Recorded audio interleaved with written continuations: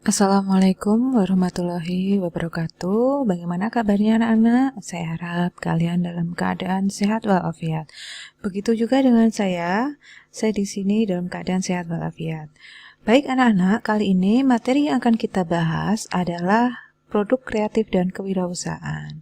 Kita masuk ke KD 3.9 menganalisis pemasaran produk. Baik, silakan disimak dan mungkin kalian bisa mencatat hal-hal yang penting yang akan kita bahas di Google Classroom ya. Untuk tujuan mata pelajaran kali ini, yaitu KD 3.9 menganalisis pemasaran produk, pertama adalah menjelaskan tentang pemasaran produk. Kedua, menjelaskan strategi pemasaran produk.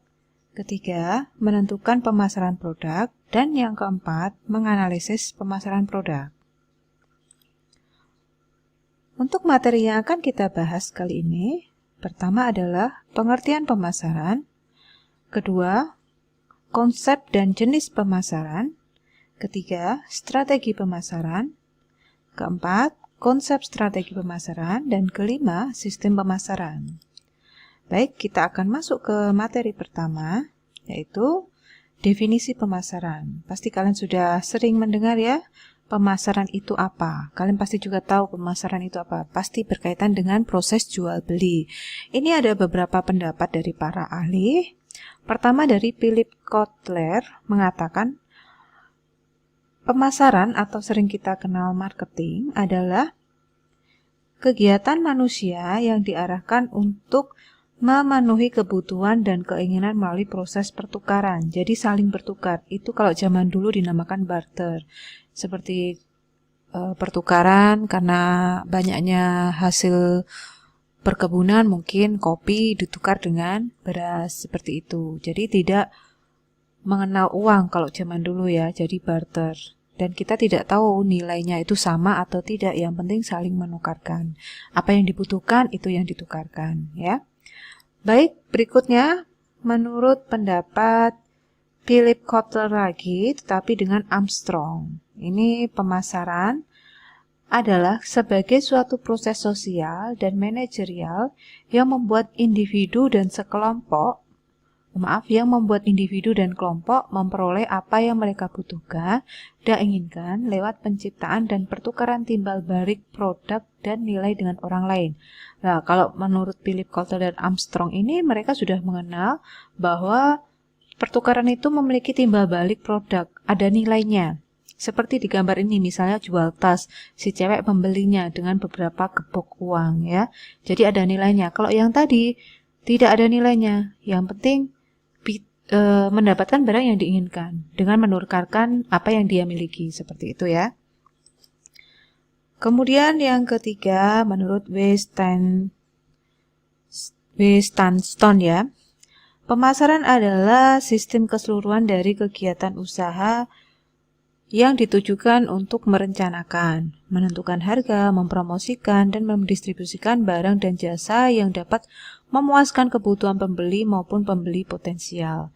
Jadi menurut W. Stanton ini kegiatan usaha yang ditujukan untuk merencanakan. Jadi setelah direncanakan, menentukan harga, terus melakukan promosi, setelah berhasil akan mendistribusikan barang-barang tersebut ke toko-toko yang menjadi sasaran tadi. Kemudian dari beberapa pendapat tadi, kita bisa menyimpulkan pemasaran adalah suatu kegiatan menyeluruh, terpadu, dan terencana yang dilakukan oleh sebuah organisasi atau institusi dalam melakukan usaha agar mampu mengakomodir permintaan pasar dengan cara menciptakan produk bernilai jual, menentukan harga, mengkomunikasikan, menyampaikan, dan saling bertukar tawar yang bernilai bagi konsumen, klien, mitra, dan masyarakat umum. Itu tadi ya dari kesimpulan beberapa para ahli tadi. Tetapi secara sederhana itu kita bisa menyimpulkan bahwa pemasaran itu identik dengan proses pengenalan produk atau servis kepada konsumen yang potensial. Aspek unit pemasaran ini meliputi periklanan, periklanan ke publik, terus adanya public relation, promosi, dan penjualan. Kemudian Tujuan utama pemasaran itu sendiri adalah untuk memaksimalkan keuntungan dengan membuat strategi penjualan. Di perusahaan atau bisnis, marketing eksekutif harus mampu melihat banyak aspek dalam beriklan, termasuk juga memprediksi lifespan sebuah produk. Jadi, seorang marketing itu harus bisa melihat ke depan, konsumen itu apa yang diinginkan konsumen. Lagi tren ini apa? Jadi, itulah tujuan dari pemasaran. Kemudian dalam pemasaran ada beberapa konsep yang perlu kita ketahui ya. Konsep pertama adanya kebutuhan. Kedua keinginan, ketiga permintaan, keempat produksi, kelima utilitas, keenam nilai dan kepuasan, ketujuh pertukaran, kedelapan transaksi dan hubungan pasar, dan kesembilan ada pemasaran dan pasar. Dari sini kita ketahui pertama aja, kebutuhan. Kebutuhan itu adalah suatu keadaan dirasakannya ketiadaan kepuasan dasar tertentu. Kita butuh ya. Setelah kita butuh pasti akan muncul keinginan. Keinginan ini adalah kehendak yang kuat akan pemuas yang spesifik terhadap kebutuhan-kebutuhan yang lebih mendalam. Kemudian setelah adanya keinginan, pasti ada permintaan. Permintaan ini adalah keinginan akan produk yang spesifik yang didukung dengan kemampuan dan kesediaan untuk membelinya. Setelah itu, pasti dalam dunia bisnis mereka bisa membaca kebutuhan, keinginan, dan permintaan konsumen. Setelah itu mereka akan membuat produksi. Produksi ya, mereka memproduksi apa yang diinginkan konsumen saat ini. Setelah memproduksi barang yang diinginkan konsumen tadi, akan muncul utilitas. Utilitas ini maksudnya nilai guna. Nilai guna suatu barang tersebut atau nilai kepuasan, manfaat yang diterima seorang konsumen dari suatu barang atau jasa yang ia konsumsi. Jadi nilai gunanya ya. Kemudian ini ada nilai kepuasan. Nilai dan kepuasan biasanya kalau kalian beli barang online di Shopee atau Tokopedia dan sebagainya, mereka pasti menginginkan kalian memberikan bintang. Bintang berapa? Seperti itu, karena itu termasuk nilai dan kepuasan dari pelanggan. Terus yang ketujuh, pertukaran. Pertukaran itu terjadi jika barang yang diterima konsumen itu mengalami kerusakan atau tidak sesuai dengan pesanan, seperti itu. Kemudian yang kedelapan, transaksi dan hubungan pasar. Transaksi ini melakukan transaksi yaitu adanya jual beli di lingkungan market atau masyarakat sehingga ada hubungan antara distributor, produser, sama konsumen. Kemudian yang 9, pemasaran dan pasar. Nah ini setelah mengenal distributornya siapa, konsumennya siapa, mereka akan mengalami hubungan yaitu pemasaran dan pasar. Itulah konsep dari pemasaran yang perlu kalian ketahui ya. Kemudian 6 konsep lainnya dalam pemasaran itu ada. Pertama, konsep produksi. Ada konsep produk, ketiga ada konsep penjualan, keempat ada konsep pemasaran, kelima ada konsep pemasaran sosial, dan keenam ada konsep pemasaran global. Perlu kalian ketahui, mulai dari pertama, konsep produksi. Konsep produksi ini berpendapat bahwa konsumen akan menyukai barang yang tersedia di mana-mana dan harganya murah. Jadi prinsipnya di sini, jadi semakin banyak barang tersebut, maka harga barang tersebut akan semakin murah. Kita lihat aja sekarang. Awal-awal adanya pandemik seperti ini di tahun 2020 ya. Untuk pencarian masker itu sangat sulit karena banyaknya yang menimbun masker tersebut. Sehingga barang akan langka. Dari hal itu akan meningkatkan harga jual barang tersebut. Beda dengan sekarang, di tahun 2021, sudah hampir 1 tahun lebih kita mengalami pandemik, sehingga masker yang dulunya langka dan berharga mahal, sekarang bisa dibeli di mana saja. Sehingga menimbulkan konsep produksi, yaitu harganya lebih murah karena banyaknya yang memproduksi itu tadi ya, karena barang juga ada di mana-mana, kita tidak kesulitan mencari. Terus yang kedua ada konsep produk. Konsep produk itu mengatakan bahwa konsumen akan menyukai produk yang menawarkan mutu, performasi, dan ciri-ciri terbaik. Jadi seperti masker tadi ya, karena banyaknya persaingan sehingga banyak yang menciptakan masker-masker, tetapi untuk konsep produk bagi pengusaha masker yang lama atau sudah senior lah ya, seperti tidak perlu saya sebutkan mereknya ya, mereka akan bertahan di tingkat pertama. Kenapa? Karena mereka mengemas produk dengan sangat bagus. Pengemasannya, kemudian promosinya, keuntungan untuk masyarakatnya juga, dan sudah ada nama. Kalau diibaratkan bintang, mereka sudah mendapatkan bintang 5. Jadi mereka tidak ambil pusing dengan banyaknya produk yang timbul atau produk yang sama dengan produk mereka. Karena mereka memiliki ciri-ciri yang terbaik. Itu tadi ya untuk konsep produk. Kemudian kita masuk ke konsep penjualan. Konsep penjualan berpendapat bahwa konsumen dengan dibiarkan begitu organisasi harus melakukan upaya penjualan dan promosi yang agresif. Nah, karena adanya pengusaha-pengusaha baru tadi, masker ya, mereka akan agresif untuk menjual, memberi harga yang sangat murah, bersainglah. Tetapi untuk produk yang sudah ada namanya, mereka tetap standar, bertahan, tidak menaikkan harga maupun tidak menurunkan harga. Seperti itu ya. Itu konsep penjualan. Mereka harus pandai-pandai untuk mempromosikan barang tersebut. Kemudian yang keempat ada konsep pemasaran. Konsep pemasaran ini mengatakan bahwa kunci untuk mencapai tujuan organisasi terdiri dari penentuan kebutuhan dan keinginan pasar sasaran serta memberi kepuasan yang diharapkan secara lebih efektif dan efisien. Ini intinya bagaimana perusahaan tersebut melakukan promosi sebagus mungkin agar menarik perhatian konsumen maupun distributornya, distributornya ya. Kemudian yang kelima ada konsep pemasaran sosial. Pemasaran sosial ini berpendapat bahwa tugas organisasi adalah menentukan kebutuhan, keinginan dan kepentingan pasar sasaran serta memberikan kepuasan yang diharapkan dengan cara yang lebih efektif dan efisien. Mungkin kalau untuk sosial ini mereka lebih ke mengadakan kuesioner atau menganalisis acak konsumen-konsumennya, apa yang mereka inginkan, sehingga perusahaan tahu, oh ternyata ini, oh dengan metode seperti ini akan menaikkan tingkat penjualan, seperti itu ya. Kemudian yang terakhir ada konsep pemasaran global, karena global ini pasti melingkup keseluruhan ya. Ini pada konsep pemasaran global, manajer eksekutif berupaya memahami semua faktor-faktor lingkungan yang mempengaruhi pemasaran melalui manajemen strategi yang mantap. Global ini semakin luas ya, kalau sosial itu paling di lingkungan sekitar atau di lingkungan sasaran saja, tetapi kalau global itu luas, lebih luas lagi. Sehingga harus manajer eksekutifnya ikut turun untuk melakukan melakukan strategi atau menentukan strategi untuk penjualan tersebut. Itu ya 6 konsep pemasaran.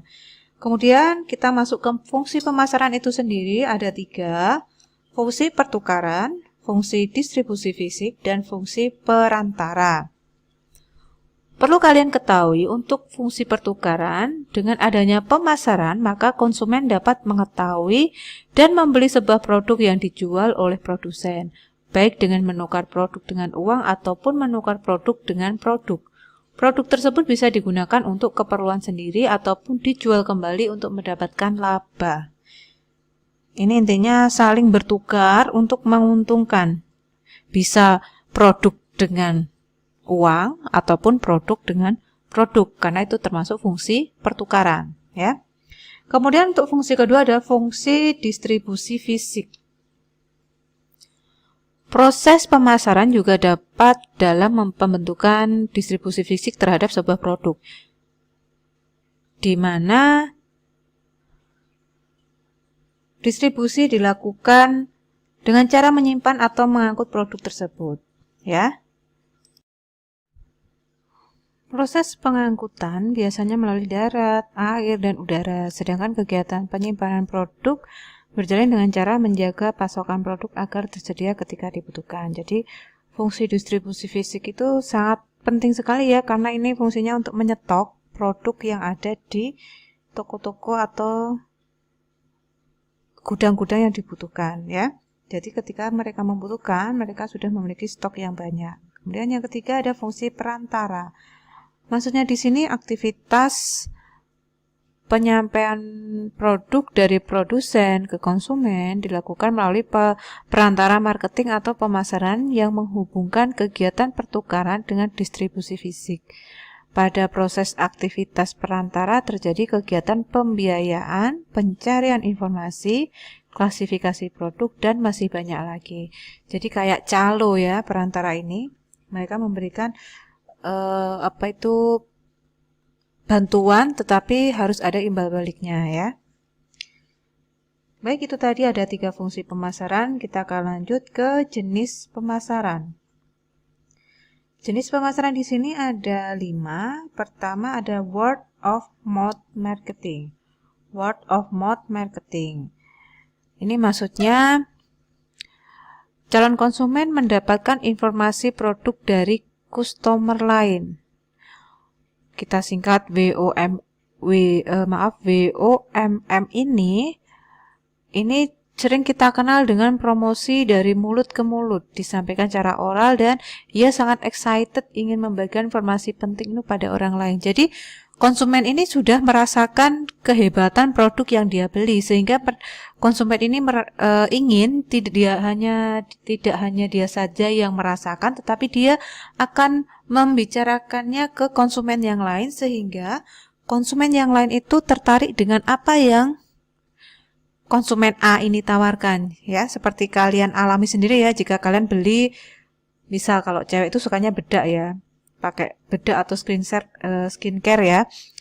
Kamu merasakan misalnya si A membeli skincare X, dia merasakan khasiatnya, adanya perubahan wajahnya semakin glowing. Jadi si A ini tidak mau merasakan kehebatan skincare itu sendiri. Si A ini akan bercerita si B, C, D, E bahwa si skincare X ini sangatlah manjur atau the best lah ya. Jadi itu yang dimaksud dengan pemasaran dari promosi dari mulut ke mulut atau kita sebut word of mouth marketing ya. Jadi pihak perusahaan tidak perlu susah-susah melakukan promosi karena ternyata konsumennya sendiri sudah membantu promosi dari produk mereka sendiri itu ya. Kemudian yang kedua ada call to action, CTA. Ini kalau traffic dari website berhasil menghasilkan penjualan, itu artinya website telah melakukan pemasaran CTA.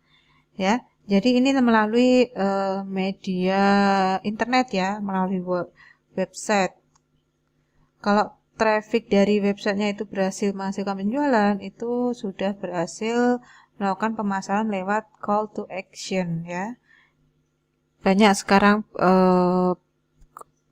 penjual-penjual itu menggunakan internet atau media sosial untuk mempromosikan barang jualannya itu ya. Itu sudah masuk ke jenis yang kedua. Kemudian yang ketiga ada relationship marketing. Ini banyak yang berpendapat bahwa relationship marketing jauh lebih efektif. Bahkan banyak perusahaan yang melakukan hal ini ketimbang menghabiskan dana untuk menggait konsumen baru. Maksud relationship marketing itu sendiri adalah suatu proses untuk menciptakan, mempertahankan, dan meningkatkan hubungan-hubungan yang kuat dengan para pelanggan dan stakeholder lainnya. Jadi mereka mempererat jalinan kerjasama antara perusahaan A, B, C ataupun dengan produsen A, B, C, distributor A, B, C. Semua dilakukan agar pemasarannya berjalan lancar dengan jenis yang relationship marketing, kerjasama ya, persahabatan intinya ya. Kemudian yang keempat ada call marketing. Maksudnya di sini adalah jenis pemasaran terbilang baru. Ini maksudnya call marketing tuh semua sumber daya dan asetnya melalui online. Nah, sudah tren saat ini ya. Semua banyak yang jual barang melalui situs online. Banyak sekali. Ada S, ada T, ada L. Itu ya. Dan dari online saja para produsen bisa mendapatkan laba yang lebih besar dibanding dengan yang offline. Karena masa-masa sekarang ini masih sangat sulit ya untuk berjualan offline karena keterbatasannya gerak masyarakat di masa PPKM ini. Jadi untuk poin yang keempat ini sangat sangat menguntungkan bagi kedua belah pihak, baik konsumen maupun produsen, itu ya. Kemudian yang terakhir ada PR marketing. Ini merupakan salah satu jenis pemasaran yang paling penting. Banyak perusahaan yang bekerja sama dengan media untuk meningkatkan kesadaran dan pentingnya produk mereka dan keuntungan yang dimiliki saat produk dimiliki konsumen, ya. Ini kayaknya humas produknya ya, PR itu kita kenal dengan humasnya. Jadi dalam masa-masa sekarang ini kita tidak bisa mengandalkan konsumen produsen atau apa, tetapi mengandalkan hubungannya langsung dengan lingkungan atau konsumennya dengan membuat suatu promosi yang sangat menarik sehingga konsumen ingin segera membeli produk yang mereka promosikan. Contoh promosi saat ini adanya diskon di tanggal yang kembar 88, 99, 10, 10 seperti itu. Jadi akan membuat tertarik konsumen untuk membeli, ya. Itu tadi 5 jenis pemasaran. Kemudian ada strategi pemasaran. Strategi pemasaran itu sendiri adalah pengambilan keputusan-keputusan tentang biaya pemasaran, bauran pemasaran, alokasi pemasaran dalam hubungan dengan keadaan lingkungan yang diharapkan dan kondisi persaingan. Nah, strategi pemasaran saat masa-masa PPKM ini sangatlah penting, bagaimana produk tersebut bisa terjual ke masyarakat, karena kita bisa melihat sendiri di berita-berita banyak supermarket, toko, pabrik banyak yang tutup sehingga banyaknya PHK di mana-mana. Jadi kita harus mengetahui atau bisa membuat strategi pemasaran yang bagus agar tidak mengalami gulung tikar ya atau kerugian. 3 faktor yang menyebabkan perubahan strategi. Pertama, ada daur hidup produk. Maksudnya strategi harus disesuaikan dengan tahap-tahap daur hidup, yaitu tahap perkenalan, tahap pertumbuhan, tahap kedewasaan, dan tahap kemunduran. Ya, karena itu pasti akan terjadi setiap produk ya. Awal-awal perkenalan pasti akan banyak yang meminati. Pertumbuhan agak sulit karena semakin banyak persaingan. Kedewasaan menentukan produk yang sangat bagus, mulai dari kemasan, isiannya, dan sebagainya. Dan tahap terakhir ada tahap kemunduran. Pasti lebih banyak pesaing-pesaing yang lebih hebat. Jadi kita harus siap menghadapinya ya sebagai produsen ya. Kemudian yang kedua ada posisi persaingan perusahaan di pasar. Ini strategi pemasaran harus disesuaikan dengan posisi perusahaan dalam persaingan. Apakah memimpin, menantang, mengikuti, atau hanya mengambil sebagian kecil dari pasar. Jadi kita harus tahu posisi kita itu di mana. Jadi kita bisa mengambil sikap untuk membuat strategi pemasaran. Kemudian yang ketiga ada situasi ekonomi. Strategi pemasaran harus disesuaikan dengan situasi ekonomi dan pandangan ke depan. Apakah ekonomi berada di dalam situasi makmur atau inflasi tinggi. Nah, ini sedang kita hadapi ya saat ini situasi ekonomi yang gimana ya? Susah karena banyaknya PHK, pembatasan ruang gerak masyarakat untuk mencari rezeki, di mana harga-harga yang lebih tinggi atau semakin mahal. Jadi kita lebih melihat situasi masyarakat lah ya, situasi ekonominya seperti apa. Jadi kita bisa menentukan strategi pemasaran yang bagaimana sehingga produk yang kita jual tetap laku walaupun situasi ekonominya mengalami kepenurunan. Itu tadi ya. Kemudian kalau kita sudah membuat strategi itu memiliki beberapa fungsi. Pertama, meningkatkan motivasi untuk melihat masa depan. Jadi kita bisa merencanakan masa depannya seperti apa. Kemudian koordinasi pemasaran yang lebih efektif. Kemudian ada merumuskan tujuan perusahaan dan yang keempat, pengawasan kegiatan pemasaran. Jadi fungsinya seperti itu. Selain ada fungsi, tujuannya adalah untuk meningkatkan kualitas koordinasi antara individu dalam tim pemasaran. Terus yang kedua, sebagai alat ukur hasil pemasaran berdasarkan standar prestasi yang telah ditentukan. Yang ketiga, sebagai dasar logis dalam mengambil keputusan pemasaran. Dan yang keempat, untuk meningkatkan kemampuan dalam beradaptasi bila terjadi perubahan dalam pemasaran. Itu tadi ada 4 tujuan kenapa kita harus membuat strategi pemasaran. Kemudian selain kita membuat, ada 5 konsep strategi pemasaran. Pertama ada segmentasi pasar. Ini perusahaan harus melakukan klasifikasi pasar yang sifatnya heterogen menjadi satu-satunya pasar yang bersifat homogen. Ya, jadi segmentasi pasarnya dilihat dari heterogen menjadi homogen. Kemudian ada marketing positioning. Perusahaan harus memiliki segmen pasar yang dapat menghasilkan penjualan dan laba paling besar dibandingkan perusahaan lain. Ini berarti mengutamakan laba yang besar ya. Ini konsep yang kedua. Kemudian konsep yang ketiga ada market entry strategi. Ini adalah salah satu strategi perusahaan agar dapat memasuki segmen pasar yang dijadikan sebagai pasar sasaran penjualan. Keempat, marketing mix strategi. Kalau mix itu pasti gabungan ya. Kumpulan dari beberapa variabel yang telah digunakan perusahaan untuk mempengaruhi tanggapan konsumen, mulai dari produknya, harganya, tempatnya, promosinya, kerjasamanya, prosesnya seperti apa, kemudian masyarakatnya bagaimana, itu tadi ya.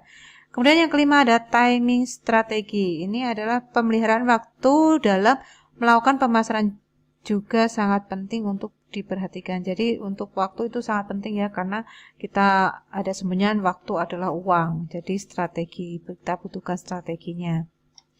Kemudian macam-macam sistem.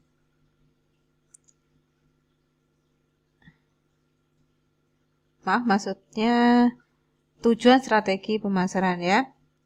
Tujuan strategi pemasaran itu sendiri tadi sudah kita bahas ya, untuk sebagai ini tadi. Kemudian kita masuk ke sistem pemasaran itu sendiri. Sistem pemasaran kita kenal. Sistem itu adalah sekelompok item atau bagian-bagian saling berhubungan dan saling berkaitan secara tetap dalam membentuk satu kesatuan terpadu. Itu namanya sistem. Sedangkan sistem pemasaran itu adalah kumpulan lembaga-lembaga yang melakukan tugas pemasaran barang, jasa, ide, orang, dan faktor-faktor lingkungan yang saling memberikan pengaruh dan membentuk serta mempengaruhi hubungan perusahaan dengan pasarnya. Itu adalah sistem pemasaran.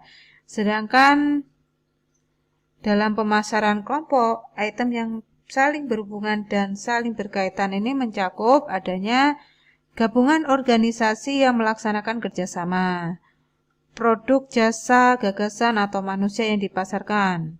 Kemudian ada target pasarnya. Yang keempat ada perantara. 5-nya kendalanya apa? Mulai dari kendala lingkungan ataupun kendala masyarakatnya itu sendiri. Kemudian ada macam sistem pemasaran. Ada 3 sistem di sini ya. Sistem yang pertama adalah sistem pemasaran dengan saluran vertikal. Pada sistem ini, produsen, grosir, dan pengecer bertindak dalam satu keterpaduan.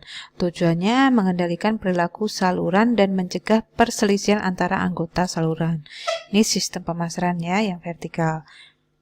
Kemudian yang kedua ada sistem pemasaran dengan saluran horizontal. Ini pada sistem ini ada yang suatu kerjasama antara 2 atau lebih perusahaan yang bergabung untuk memanfaatkan peluang pemasaran yang muncul. Jadi kerjasama antar perusahaan A, B, C sehingga menciptakan produk yang sama dengan peluang yang ada. Kemudian yang ketiga ada sistem pemasaran dengan saluran ganda. Pada sistem ini beberapa gaya pengeceran dengan pengaturan fungsi distribusi dan manajemen digabungkan, kemudian dari belakang dipimpin secara sentral. Ini seperti apa ya? Ada pemasok yang mendukung dari belakang dan memberikan pasokan-pasokan barangnya kepada pasar-pasar yang kecil. Itu adalah sistem penyaluran ganda. Ini ya, ada 3 sistem ya. Kalau sistem pertama itu antar yang sama, antara produsen, grosir, dan pengecer, ini memberikan satu kesatuan yang sama. Sedangkan kalau ini antar perusahaan sehingga menciptakan produk yang sama. Dan ini adalah pengeceran dan pengaturan fungsi distribusi dan manajemen digabungkan. Itu tadi ya, ada 3 sistem.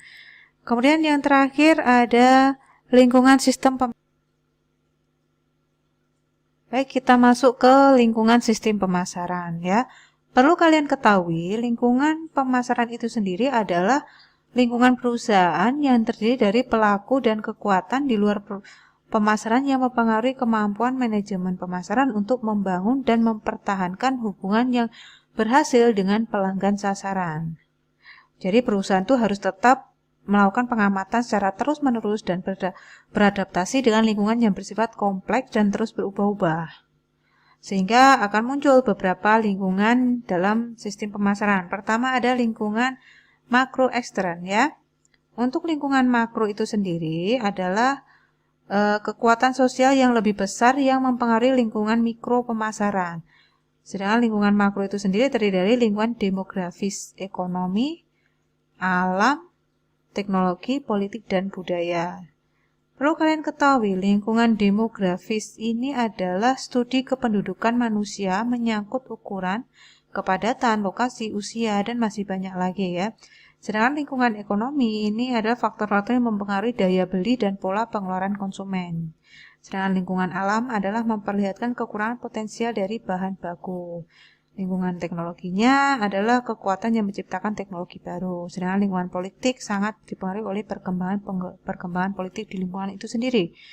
Sedangkan lingkungan budayanya itu terdiri dari institusi dan kekuatan lain yang mempengaruhi nilai dasar. Itu tadi lingkungan makro. Sedangkan lingkungan mikro itu sendiri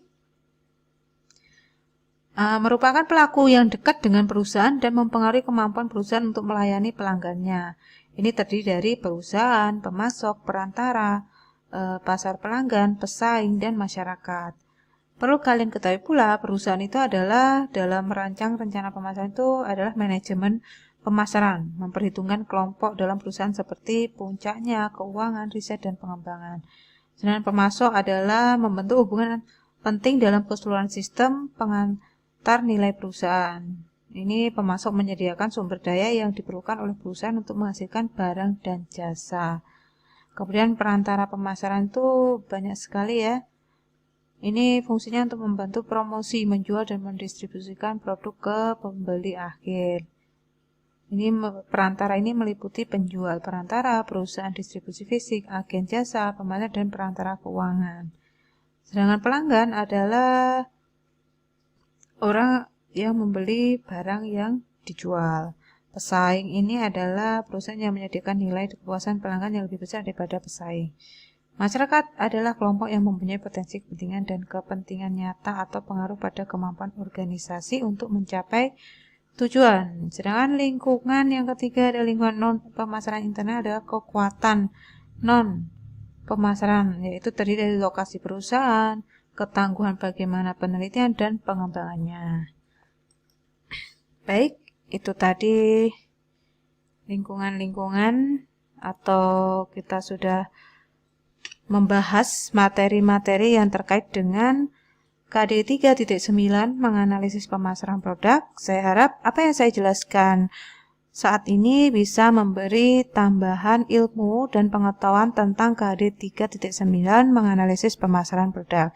Jika masih kurang jelas dan ada pertanyaan tentang materi ini, kalian bisa langsung kirim komentar di Google Classroom ataupun di kolom komentar di bawah ini ya. Jangan lupa like dan subscribe. Terima kasih. Wassalamualaikum warahmatullahi wabarakatuh.